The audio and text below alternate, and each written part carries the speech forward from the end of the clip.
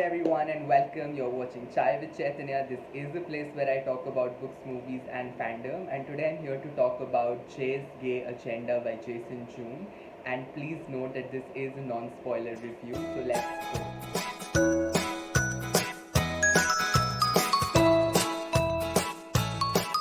Before I move ahead with the review, I hope you are subscribed to my channel. If you're not, then please consider doing that because it really helps me just go out there and reach more people.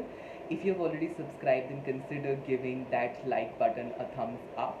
And if you've already done that, then what are we waiting for? So when I got to know about this book, I just took a moment to just appreciate the beautiful cover that it has. I mean, just look at the artwork. Isn't it absolutely wholesome? And the second thing that ran my mind was the fact that what if this book isn't good? And I told myself, like, calm down, Chetan. It hasn't released yet. Please know that there are 7 or 8 months left. So we'll see when that happens. But at least now I'm allowed to be excited, and that is what I was for this book. And since the time the cover release, which I said was almost 6 7 months ago, till the time when I read it, which was day before yesterday, I think I've read so many bad books, and most of these bad books or average books had such beautiful and gorgeous art covers that I was really apprehensive going into this because for once I did not want to read a bad book, and for two I did not want it to be let down from a book that I had very high expectations from. And as if all of this was not enough, the Goodreads ratings for this book had an average of 3.70, and the bad reviews were really bad. So I was not sure what to expect out of this. It is safe to tell you that I was not at all disappointed with this book. I'm very happy to tell you that this book just did not disappoint me. I mean, this was one of those very rare books where the story actually lived up to the cover, in my opinion, and of course, other people can think differently. Before I go ahead and talk about all the things that I really enjoyed and my opinions and feelings about what I liked and what I did not, because there were really few things that I did not like, I will first go ahead and talk about the story and the plot of this book. So I will try to keep it as brief and as minimal as possible because I want you guys to experience this book on your own. So we start following Jay or J. I mean, depending on where you're from. In India, we usually call Jay. I mean, we pronounce Jay as Jay, but I think in the other countries we call him Jay. So wherever you're from, choose to pick whatever works well for you. But I'm gonna call him Jay. So Jay is this guy who's basically from this small town where he is the probably the only gay kid who's out, and he's super proud of himself at one level, but he's also pretty sad because he wants to do a lot of things with his life because he sees other straight people getting into relationships, having their first kisses, going out on dates, even having sex for some of them, and he hasn't really experienced any of it. So what he does instead is that he starts researching online about things like, by when do people fall in love, by what is the time when most people have sex, how many people in the world are, gay, or how many people in the world belong to the LGBTQIA community, and all of these are very statistical facts which he gives you, and it just feels very comical because a 16 or 17-year-old boy doing such intensive amount of research doesn't really align with his personality, but that's just who Jay is as a person, and it's very interesting to see that. So one fine day, what happens is that his parents tell him that they are going to relocate because his mom got a shift and she's changing companies, or she's just got a promotion or something, and they're shifting from a smaller town to a bigger town. Sorry guys, I don't remember the town names, but they are like shifting from a smaller town to a bigger city or a bigger town, whatever.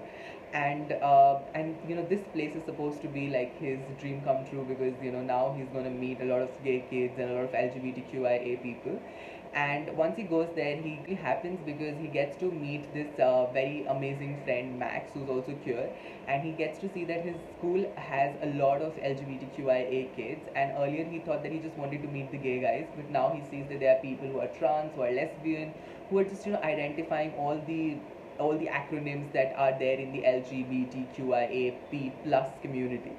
And he's very excited, he's very happy, and one thing that he does very consciously is that to have a agenda.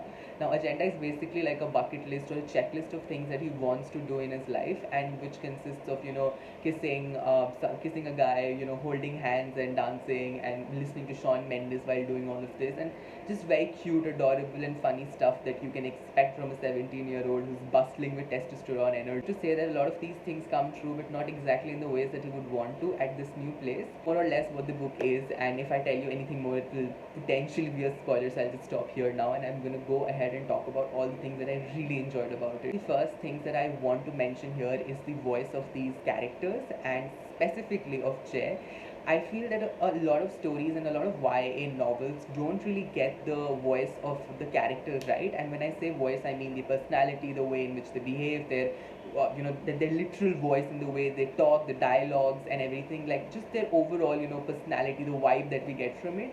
And for some reason, with me, Jay just kicked off from page one. Like literally, I just started listening it on audiobook, and like wham, I knew that I'm going to be interested in this story. And it's incredible to see that Jason June did not really let go of the voice of Jay's character throughout the book, which is why I feel that at no point did I find this book to be meandering or going in directions where I did not wanted it to go, or just giving me things which I was like, nah, this is not working for me. I think from the beginning till the end, when I stopped listening to this book because Scribbit told me that hey, the book is over, I was amazed and I was absolutely thrilled. This was just a very light, fulfilling, fun, but also very entertaining and poignant and relevant kind of a book.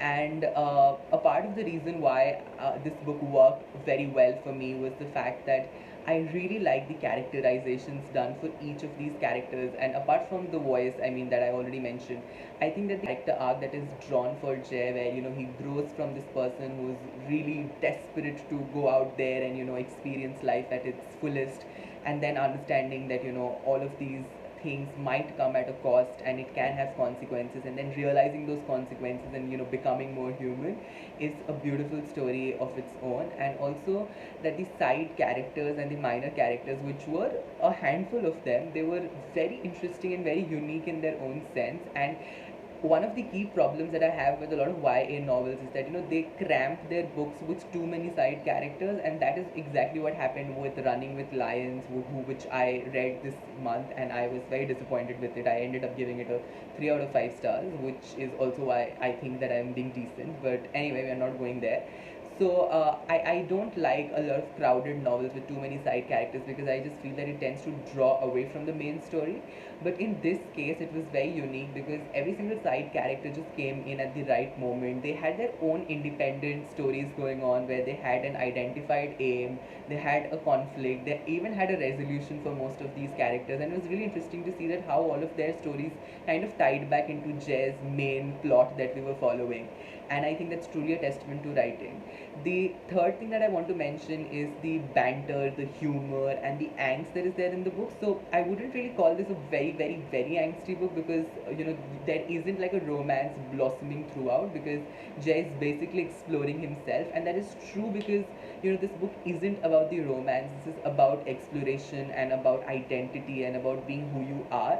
And I think that was the best part of it, because it was infused with a lot of humor and a lot of wickedness, sarcasm, and a lot of banter between all of these characters. I really enjoyed the banter and the chemistry between Max and Jay, as well as Jay and Lou. I think both these best friends had very distinct, sort of relationship going on, and even though they weren't really perfect, they had flaws. I felt that they really worked out really well. Positivity that is there in this book, which is quite a lot and very refreshing. It's very different from Elsie Jossen's Camp or Jack of Hearts and other parts, and I thought that it's going to be like that, but it's very different. But before I go ahead and talk a little about sex positivity, I think I would like to first mention and highlight something that I noticed on Goodreads and among a lot of bad reviews that were written for this book. And while I respect that people's opinions are opinions, I really was taken aback with a couple of reviews where they said that the main character Jay, he's really inconsistent, and he's almost like like a cheater, because he basically was cheating and he was lying and manipulating his way through. And that really kept me from reading this book as quickly as I could have, because I was not sure if I want to go into this, because I really don't appreciate all of these qualities or like reading books which have them for once. But once I read this book, I mean, I heard this book, I realized that all of those things were really differently interpreted by the people who reviewed them. Because when I saw this book, I really felt that the interpretation or the motivation was to show that Jay really did mess up, because he was a messy kid. I mean, as much as he's adorable, sweet, innocent, he's also a teenager at the end of the day, and you don't really expect him to be perfect, right? And he does messes up, and he does accept his responsibility of messing up. At no does apologizes. He does really work to to redeem himself, and I think that's just an example of how perfect character arcs are written. And now going back and talking about the sex positivity, which actually falls in here. So I think a lot of people fail to acknowledge the fact that that sex and romance are, even though they might feel as if one thing, they aren't really like that.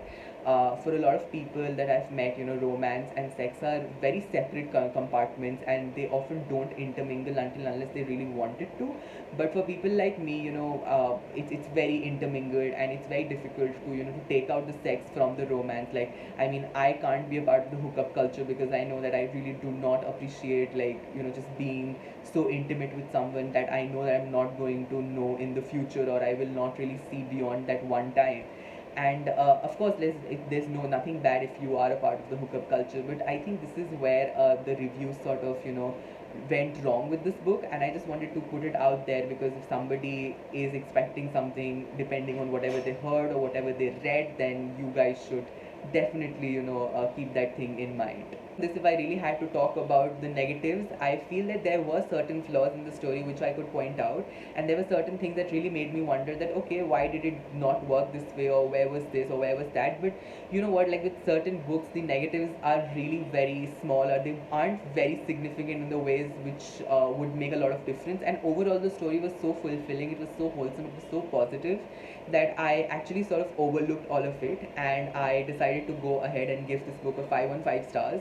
And as I said, this is one of those books that I think everybody should be reading. It's very wholesome, it's very unique, it's very entertaining, it's very fun, light, and at the same time, you also take a lot of things out of it. And when you talk about coming of age stories, I think a lot of people misinterpret coming of age stories with romance, and this book is a prime example of trying to deconstruct that, because this book is primarily about coming of age and identity exploration and finding out who you are with the help of romance. Like, the romance is just a very subplot in this book, and it's not at the central focus.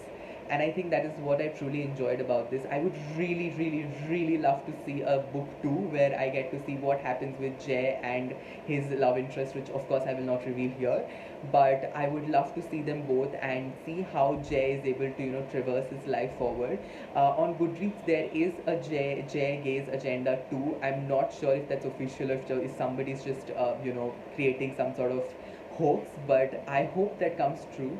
And for a debut novel, this was really great. A massive applause to Jason June for writing this book. And yes, that's pretty much it. Read this book, and if you liked it or if you felt differently, then please do be sure to let me know down in the comment section below. I would love to hear your opinions. Until then, keep reading, and bye.